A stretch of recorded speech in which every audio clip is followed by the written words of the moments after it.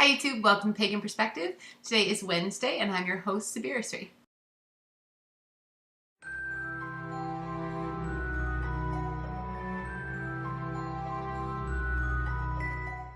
Hi YouTube, welcome to Pagan Perspective. It's Wednesday. I'm your host, Megan, aka Sabirisri, and today's topic is all about divination. So I'm just going to read the question because it's super short, which is great.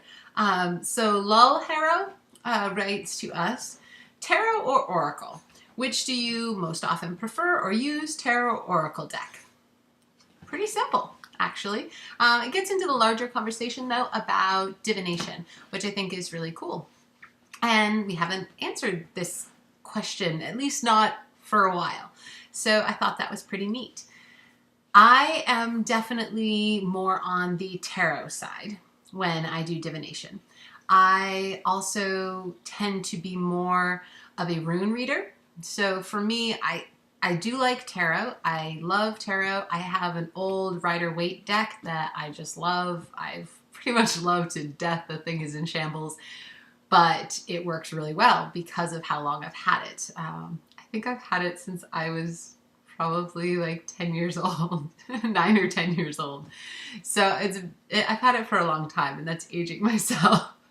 So I really love tarot decks. I have some really old decks too that have come down in the family and been passed on. We don't have too many things that have been passed on, but that is one thing that we do have. I, though, am really big on runes, and runes to me are my preferred method of divination, always has been, and it's just what I feel. Gesundheit. Goodness. It's what I feel has been, kind of my inclination and what I'm drawn to and what I feel most comfortable with. I don't do a lot of divination, though. So it's not my go-to. It's not something that I do very often for friends. It's just hasn't ever been my forte, so to speak. So that's, well, hello. She's very cuddly today. So that's pretty much it. I really prefer runes that you make yourself. If we're gonna go down the rune path, I prefer to make your own from found rocks. That's my preferred way. I do have some that were passed down that I cherish, and will pass those down as well to the next generation.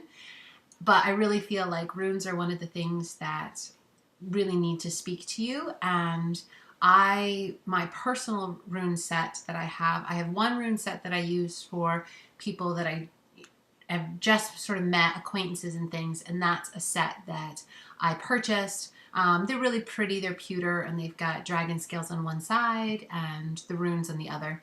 They're lovely, but the set that I would use for people that I'm very close to, very close friends, even family members, is the set that I created myself through found rocks. And I would always, whenever I was feeling a particular trait of a rune, feeling particularly strong, and something spoke to me, a rock spoke to me at that time, that's when I would pick it up.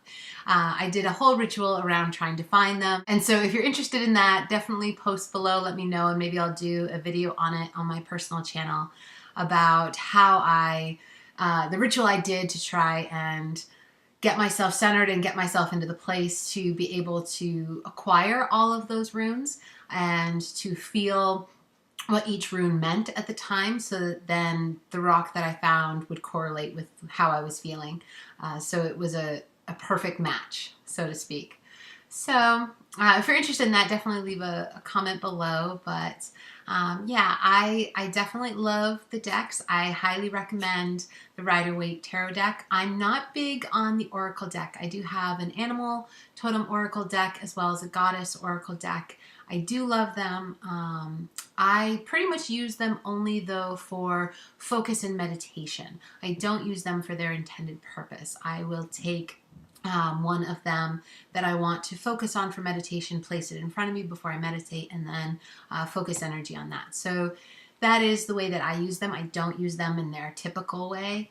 But tarot I do occasionally use not that often. I'm a big rune girl. So yeah, that is pretty much it. I think this is probably my shortest ever Pagan Perspective video. So I will see you guys next week, and as always, blessed be.